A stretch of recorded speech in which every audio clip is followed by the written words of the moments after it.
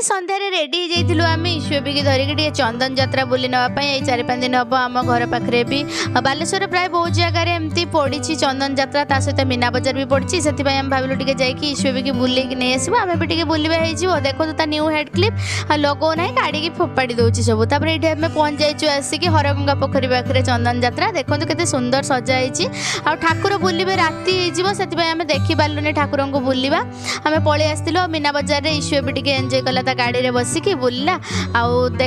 बुलिकी पलि आसिलु बहुत ही भिड़ थिला एबे कहीं बेबी को धरिकी भी एते भिड़ रे बुली होनी तापर बेलून से कहला नबो बोली तो बेलून नेकी घर को रिटर्न कलु आसिकी ईश्वेब्र डिनर देखंतु आज कौन अच्छी डिनर आज अच्छी बीटरूट रोटी ता सहित लाउ सतुला जोटा कि ईश्वेब्र बहुत फेवरेट डिनर आउ ताको एटा खुएबा मते जम्मा भी कष्ट करिया को बेसी पड़ेनी आ देखंतु प्लेट फिनिश हेची आपण मानको से प्लेट देखे दोची कोजी की बोली आ वीडियोटी भल लागले वीडियोटी लाइक और चैनल को सब्सक्राइब करंतु।